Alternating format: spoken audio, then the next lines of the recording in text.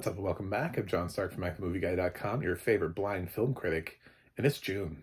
It's Pride Month.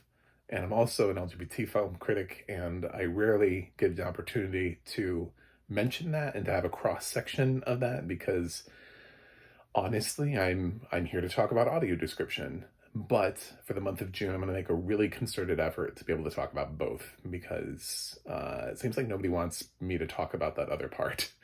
So this is the first in my Movies with Pride series, and this is the Birdcage.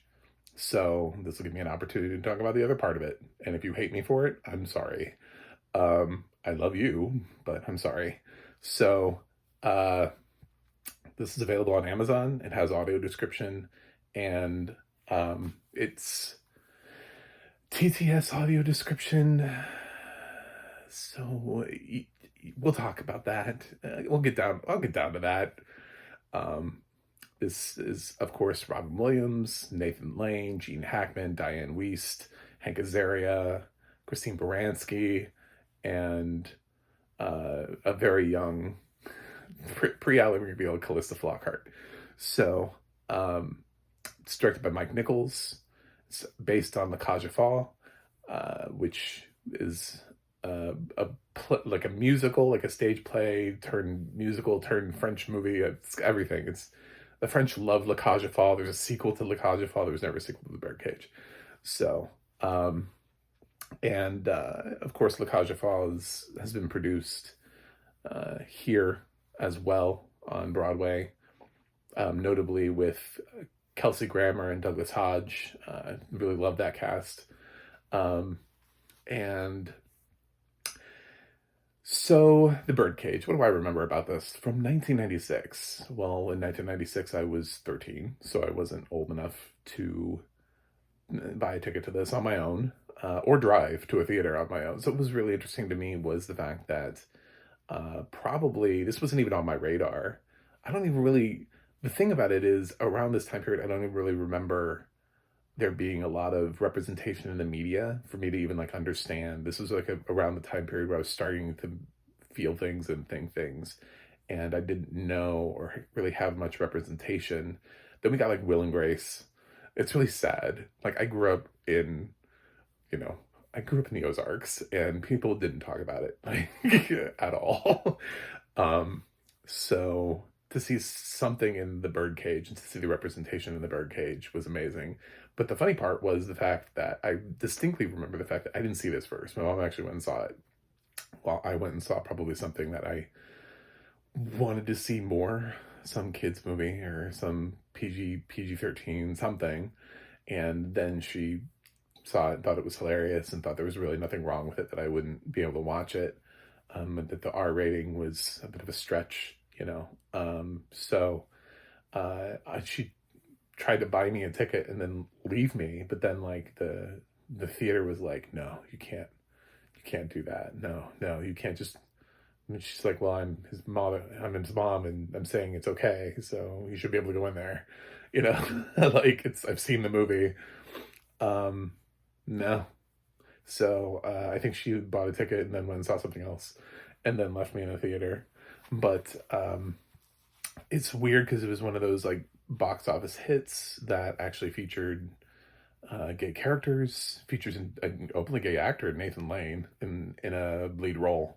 So it was just a unique experience, and one that I hadn't really had. And to see that relationship, to see that dynamic, I think put a lot of perspective for me in that. And I've always loved The Birdcage. I think there's this debatable thing about The Birdcage within the LGBT community as to whether or not, like how much should we celebrate this film? Like, what does it really do? Robin Williams isn't gay. He's playing a gay man, there are people who believe that only gay actors should play gay characters. I don't, because I also wanted to be an actor, and I would have wanted to play any role that was offered me, not just necessarily representing my community. So even as a blind person today, I think it would be really cool if I was cast as a character that wasn't, and somehow they had to figure out how to shoot me as a sighted character. Like, to me, I think that's interesting. If I could pull that off, great. I don't think we should be totally limited unless it's just completely uncalled for. The stuff with Richard Dreyfuss is so over the top. No, dude, you don't get to play Othello, and you can't historically cite reasons for, like in the past, why people played Othello. Yes, because they didn't let black people on stage. It had nothing to do with the other stuff. So, um, there is definitely an out of touch version of this, but there's also like a reasonable version of this, and Robin Williams also has to be believable enough to have slept with Christine Baranski and have that chemistry. And they had a great little scene together, and it's, they had to produce a baby, which is like the catalyst for the whole movie. So I think Robin he's so great in this film.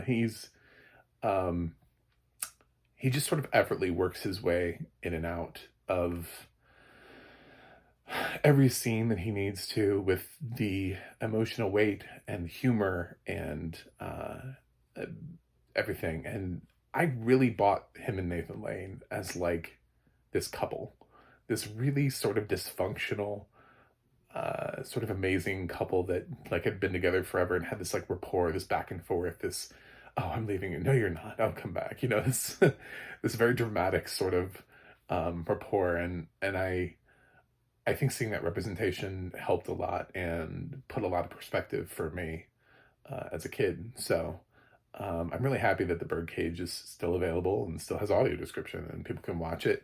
I don't think it's as relevant to kids coming up now today because they have different versions and there's more that they can see, and everybody's going to be affected different ways by whatever they see in media for the first time. Obviously, people older than me have even less to pull from. So it just kind of depends on where you're getting your moments from, those little moments that help you go, oh yeah, okay, so this isn't just me. Uh, there's someone else like that out there in the world that, okay, so I'm not crazy. um, so yeah, this is a film that is absolutely near and dear to my heart, and Nathan Lane deserved an Oscar nomination for this. He got the Golden Globe nomination, but it just didn't translate into an Oscar nomination for him, which is really a shame because we often talk about, these great comedic performances and we seem really comfortable. Like last year, a lot of people were debating about the Ryan Gosling performance and like, oh, well, he deserves it. And it's like, yeah, a lot of comedic performances have deserved it, but we seem to not really, in so many other cases, we're willing to throw them out the window for, you know, what, like a lot less memorable supporting actor performances. So, I wish we were more open to it, but it's the inconsistency that makes me kind of ruffle my feathers a little bit at like Ryan Gosling for Barbie, because it's like it's so inconsistent when it happens that he's not a comedic actor. He's just a straight actor playing funny, and I'm like, there's so many actors who are funny, who are like masters of their craft, who will never get nominated for that. And we just take that for granted. I mean, think about all the great performances Jim Carrey has had, and the ones when we finally get down to it and we think about like a couple of performances and we're like, why can't he get nominated for Truman Show or Eternal Sunshine? That's a great question. So like, why can't somebody like Nathan Lane get nominated for The Birdcage?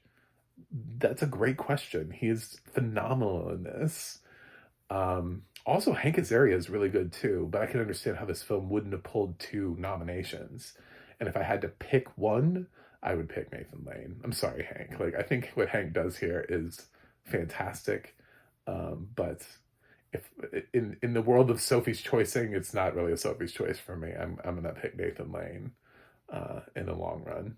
So I think Gene Hackman was the perfect pick to to pick this, uptight Republican father who, is sort of like cartoonishly conservative. He's just like so far right. And watching it nowadays, watching it in 2024 and seeing that parallel is like, he would work today. You know, I mean, his conservative values of yesteryear would, like, he would just transplant himself. He's almost like a cautionary tale. Like, people thought they were being funny by pointing him out, by making him so far right, by making him so extreme. But he really was just sort of like a warning shot. In many ways. This character, it's like people took the takeaway here was, we should do more of this. Dianne Wiest is lovely and everything, and Dianne Wiest is, this has not related at all, but I stopped watching Mayor of Kingstown. It's like coming up the third season because they dropped her, and it's like, I'm sorry, but you guys are barely giving her anything to do the first two seasons, and now you're just firing her. No, she's Dianne Wiest. She has 2 Oscars. So I love Dianne Wiest and would love to watch anything with her in it. So just on principle alone, I decided to stop watching Mayor of Kingstown, just so that they see a precipitous drop. Because I feel like not enough people stand with Dianne. Jeremy Renner will be fine. He'll be fine. But they needed to know that Dianne Wiest has fans. And so I don't know. There's not really much to say about Calista Flockhart, but she's fine here. You know, it's a nice debut. You can see why people see that there's something here, and she ends up being Ally McBeal later on. So it all makes sense. But really, this is about a lovely couple who happen to be guys, and they raised this great kid. And there's so many sentimental moments. I really love the fact when at the end where they're having to reveal, and Val pulls off Nathan Lane's wig and says, "This is my mother," and gives Nathan that reference instead of his birth mother that he is now just meeting for the first time. You know, there's not even like a hint for him of trying to like explain this at all. He honors the couple that actually raised him. And then he also says, and by the way, this is my birth mother. This is the one that, and indicates that he's just now meeting her for the first time in the weirdest situation ever. So, I don't know. There's just so many little great moments like that throughout the movie. So many little hilarious moments that they find, like the prin that he takes, where they're just scratching part of the letters off of aspirin, so he thinks he's taking some special medication that gets him through it, but it's really just an aspirin. Anyway, yes, I adore the Birdcage. I'm sorry if this like creates a debate, like if it's not a great way to open up Pride Month, but I wanted to personalize it and say why I'm opening Pride Month with the Birdcage is because it also, not only does it actually mean something to me, but it also has audio description, and I wanted to be able to merge both and do both. I don't think I'm going to find 30 films that are LGBT have audio description, but we'll see how many I can fill this month with. So look for more movies with Pride this month. I'm dropping, I reviewed The Matrix quadrilogy a while back, and I realized when I wanted to do this, I was like, I could wait and drop those in June because of the Wachowskis, representation with the Wachowskis. So I'm going to do that too. I don't know, I'm going to label that movies with Pride, but yeah, I'm going to give the Birdcage an A+. The TTS audio description, it has audio description. It's not the best TTS. It's not the worst TTS audio description I've heard. I feel like, but the thing about TTS is like, it's always going to be worse. It doesn't even, like, it's not even on the same level. The best TTS audio description can only surpass maybe some of the worst human audio description. So, like, it's so far below. So, like, when you get to sort of like Um, I would say this is like mid-tier TTS audio description. It's really hard to say that this has much value to it. I will say that I understand that Amazon actually hires legitimate companies, just they don't get cited to write the scripts. So it's not just like some dude, it's not an AI robot that's trying to watch this movie. The script actually is really well done. The written script for this that a robot reads is really well done. Unfortunately, a robot is reading it and there's no balancing. So every time the audio description cuts in, it drops out the sound of the movie. So it's very sort of jarring. It's like in and out, in and out, in and out, in and out. And due to that ducking, it's just not a great experience to watch it.